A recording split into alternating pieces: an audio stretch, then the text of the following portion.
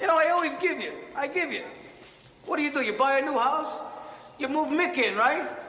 Did you ask me? Is there something matter with me?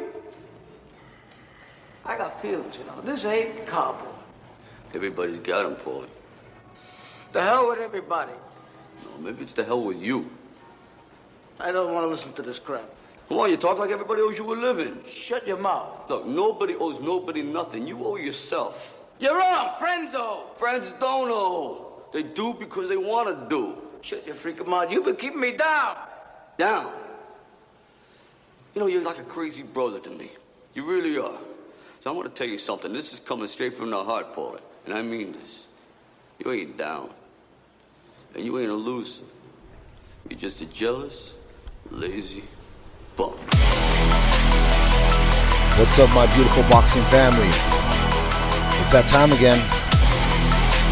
Mayhem in the Morning with your boy AJ Rage. Friday, October 16th. The clock is ticking. Tomorrow's a big day. Lomachenko Lopez. Let's get this party started. Open up the gates, welcome to Mayhem.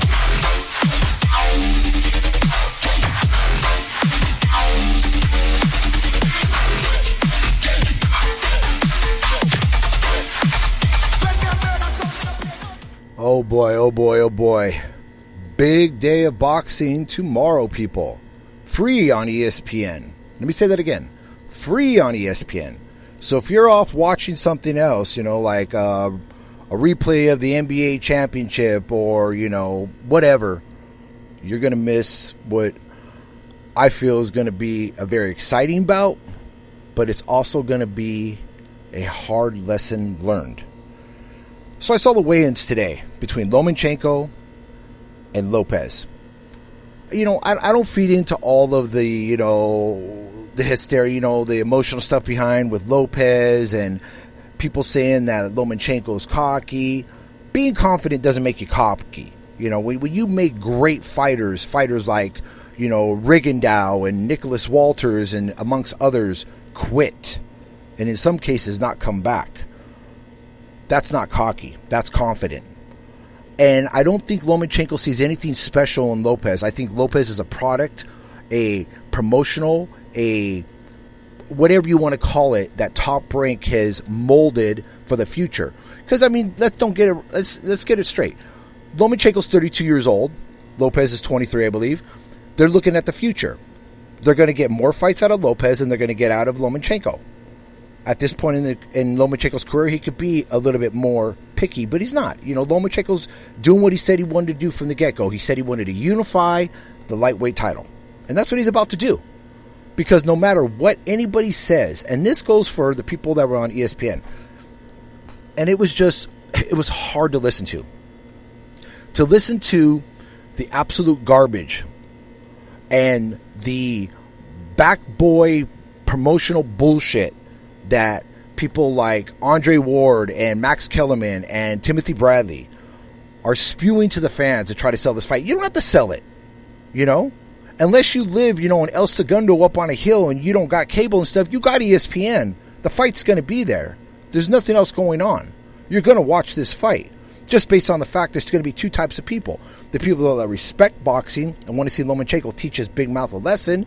And then there's the other side of the people that are going to feed into Lopez's bullshit and believe that he's actually got a legitimate shot against a fighter of the caliber of Vasily Lomachenko. And it's unfortunate because rather than people look at what Lomachenko's done for boxing, what he's brought to boxing, how many young fighters that are just on their way up, young kids picking up gloves for the first time, hopefully find, you know, videos on a great fighter like Lomachenko. And, you know, I'm not saying be a carbon copy, but learn something a little different. And it will truly create a new matrix of the new boxing era. So with that said, listening to Timothy Bradley, he really just kind of got under my skin today. And how he was basically trying to make it look like everything that Lomachenko's done is irrelevant. Lopez has already figured it out because Lopez has been there in his head, you know what I'm saying? And he's got this one hitter quitter. Well, let me put a little bit of sauce on top of your, you know, your early morning plate, Timothy Bradley, and make you understand this. And so the people, you can understand this too. Excuse me. When you talk about Teofimo Lopez's power, you have to look at the 2 big knockouts, which kind of catapulted him into this position and got him his shot against the very beatable Richard Comey. Let's go back to Mason Menard. Mason Menard coming into this fight was damaged goods. Mason Menard, yeah, I know he went some rounds with Devin Haney, whatever, but let's be honest, okay? He's one level above a club fighter. He was coming off of devastating knockouts in which he was the victim.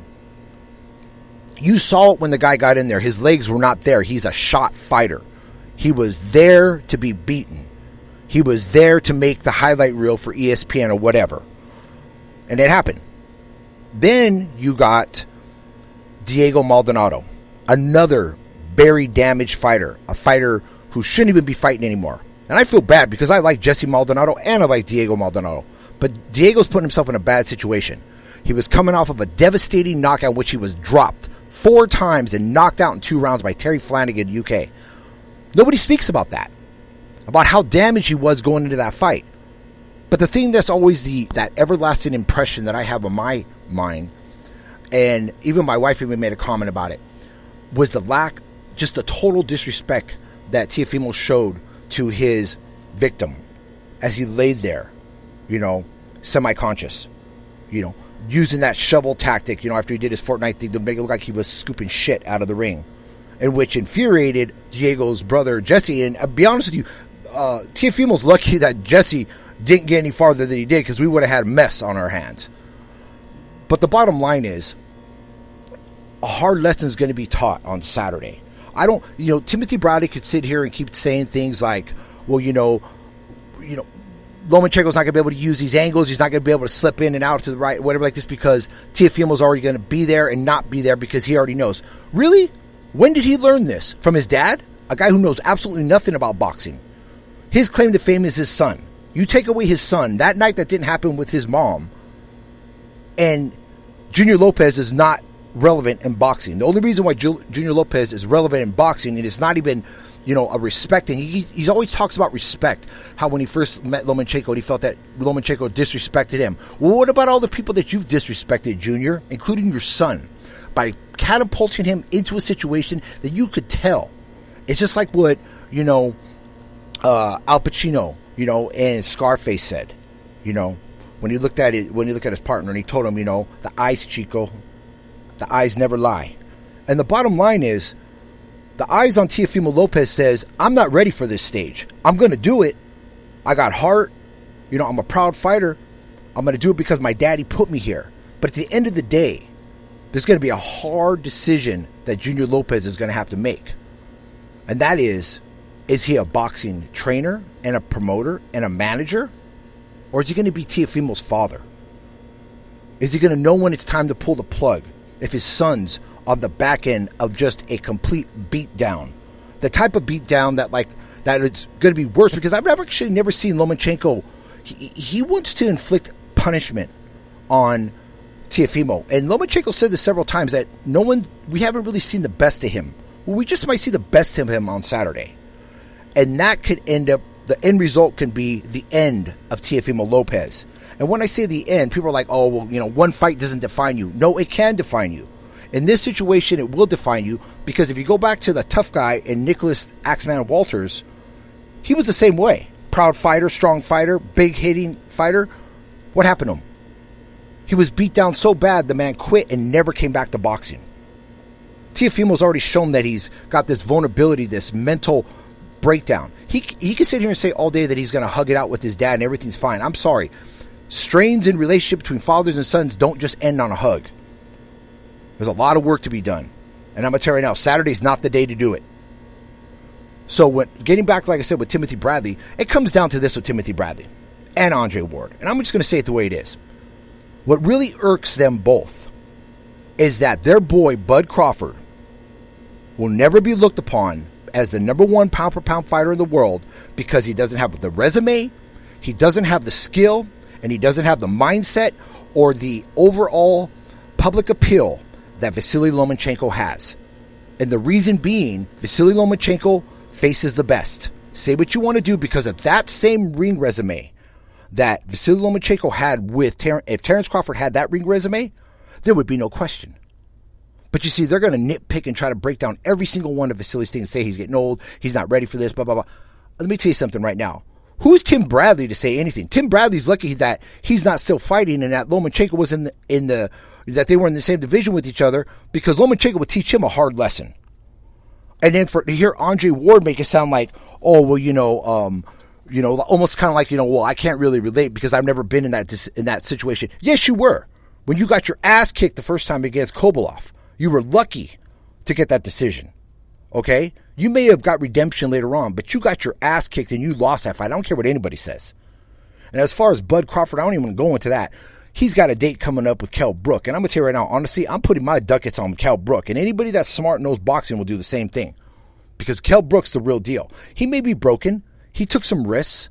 But I'm going to tell you now, scratch out the Gennady fight, scratch out the Spence fight. And if he comes in and he's healthy and he's ready, I want to see how Bud Crawford's going to deal with a legitimate 147-pounder in Kell Brook. So, with that said, I'm going to stick to my guns and what I said. Lomachenko is going to put on a boxing display. He's going for, like I said from the get-go, pain and humiliation. And that's exactly what it's going to be. Because right now, all Lomachenko's thinking right now is, what can I do different in this fight that I haven't done in other fights to really, really teach this kid a lesson? Because I think it's almost like a brotherly thing at this point. Because there's been such disrespect. And you got to remember, like I said, I don't think Teofimo really wanted to be in this situation. I think Teofimo would have been happy to just kind of take his course. He's a young man. He would have eventually possibly got the title, whatnot. But now he's catapulted in this because his dad's big mouth. But Junior's not going to take the punches, so he can sit around and talk all he wants. But at the end of the day, it's Teofimo who's going to pay the price. And the price is going to be in blood and flesh on the end of the fist of Vasily Lomachenko. So I'm going to say it again. I'm predicting that it's either going to be a stoppage or Teofimo's going to quit. But I don't see Junior being the father that he should be and stepping up and protecting his son. Because he's too proud. He doesn't want to have to go back and tell his homies and stuff like this, oh, I had to do whatever like this. That's your boy, man. And you better get it in your head. Because people die in the ring. And if you don't think that a guy at Vasily Lomachenko's level could put you in a grave, you're vastly mistaken. I'm telling you. So, with that said, I want to see everybody, like I said, tell your friends, spread it around. Boxing's back. It's bigger than ever.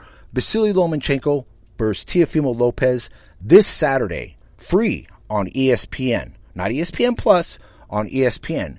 I'll be watching it with my brother and co-host, Mighty Mike.